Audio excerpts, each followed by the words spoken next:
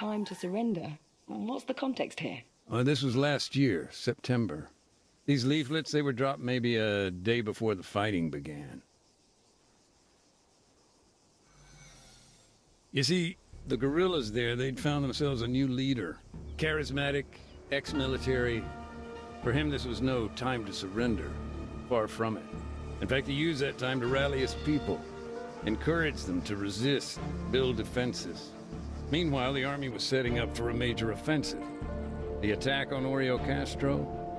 It was no secret. Of course, after the leaflet drop, IDAP started to pull out of the town. So the little I do know, well, that brings us back to the brother. The one who disappeared.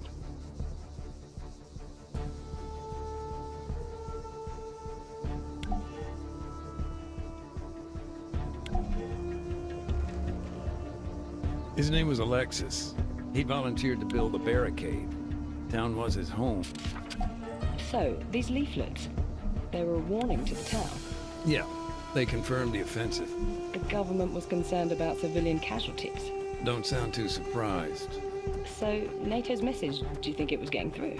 I mean, according to the laws of armed conflict, that's the principle of precaution, right? Sure, maybe. Or maybe they were just sick of all the extra paperwork. Do you think Alexis, I don't know, thought twice about taking these vehicles? Look, sure, these were his neighbors, but this was their home, and it was under attack. What would you do?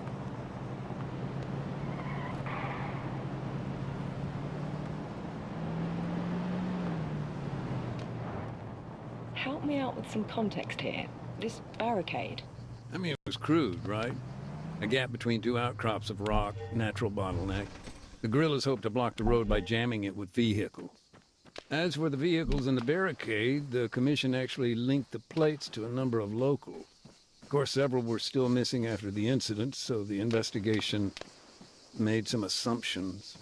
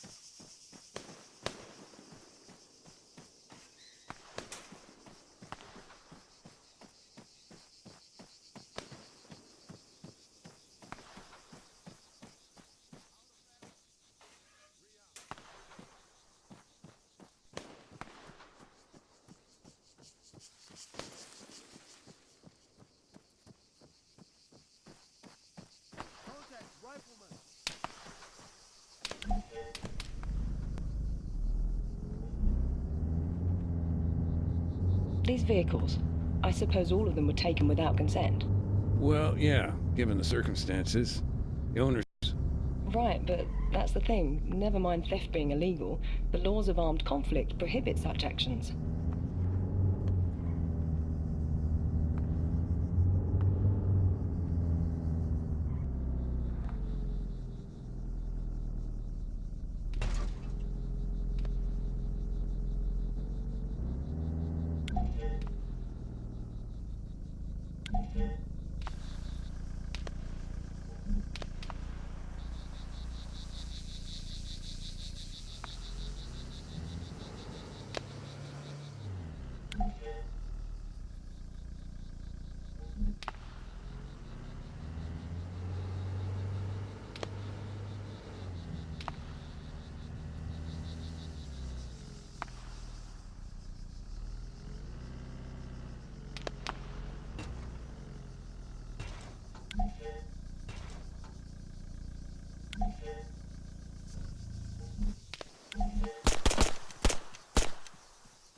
If I understand it, you know about what happened through the brother. Alexis, was it? Did you meet him? Not directly, but, you know, it's a small town, right? People knew Alexis. After what happened here, I talked to the locals. Found out what I could. The rest of what I know is pieced together from the commission report itself. Actually, that incident report, the evidence you submitted, that's part... Hey, just a thought. You remember the earthquakes back then? Yes, they were quite frequent. Were IDAP at all concerned about that? Oh, yeah. Any kind of disaster relief on top of what we were dealing with, it would have just about finished us off completely. Sorry, I shouldn't laugh. Just, I was thinking, he even took a local priest's car.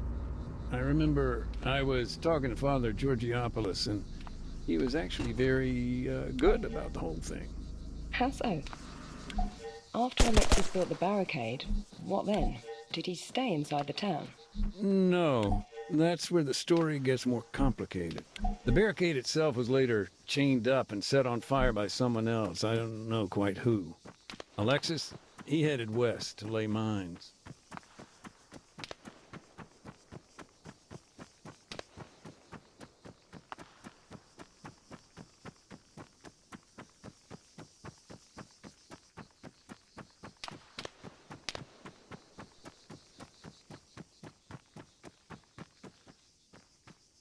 Anti-tank mines were already in the ground. If there's no pull fuse, and so long as they've not been stacked, they aren't too hard to remove.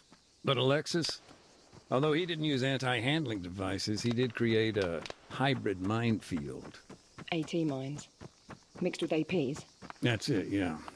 He put anti-personnel mines around the anti-tank ones, made clearance all that much harder. These mines, how did they get hold of them?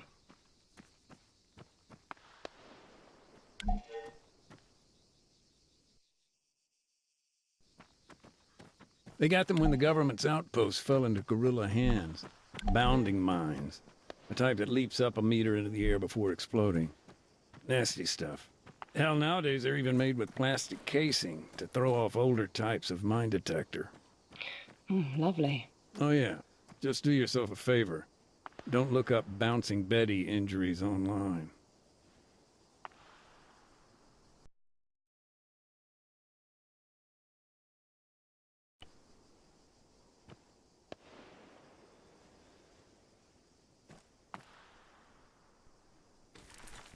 And they're still there?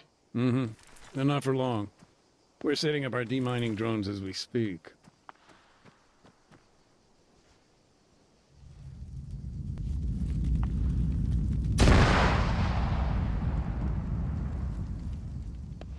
You know, thinking about it, even if we had a record of where Alexis's mines were, it may not do much good. No? I thought minefield maps were a key part of your work. Most folks don't realize, but landmines, they don't stay put. Heavy rain, landslides, keeping a map current ain't so simple. Alexis proved to be quite the combat engineer. He placed the mines exactly as he'd been shown. So, moving on, where did Alexis go next? He took a quad bike up to the castle behind the town. The castle? Why? He was needed at the guerrillas' base camp. Okay. His group were running things from up at the castle. Mm-hmm. And I see what you're getting at. Yeah, Geneva Convention's cultural objects, I think. The barricade. There wasn't any way around it then? From the road? No, well, not unless you cut through the compound.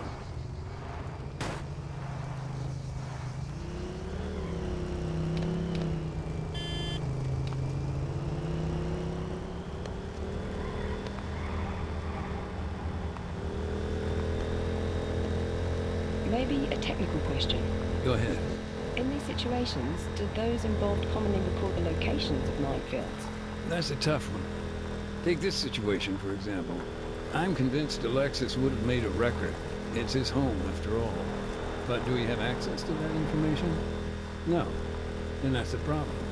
Things, information, people, landmines, they get lost in the fog of war. But that's the thing about landmines. Lost or not, they stick around. They wait to be found.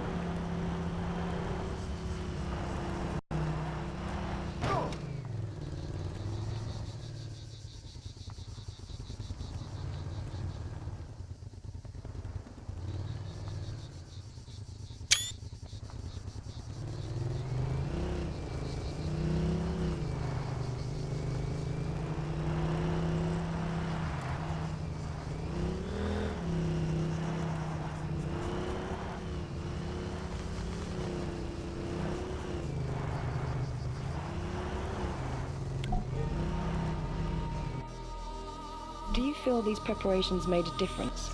In the short term, I do, yeah. The barricade held. The government's tanks were knocked out on the road. And in the long term?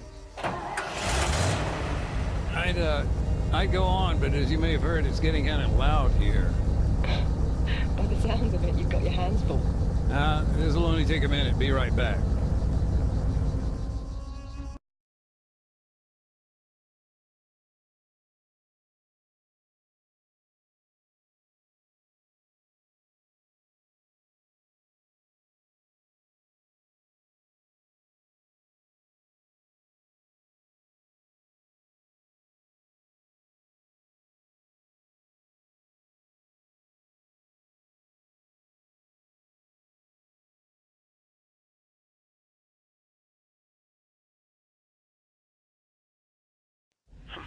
Bet you wish we had one of those in Pakistan, huh?